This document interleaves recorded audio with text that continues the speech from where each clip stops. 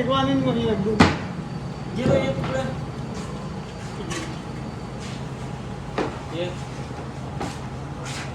इनको रख दे double double करने काम आएंगे इधर 30 50 अंदर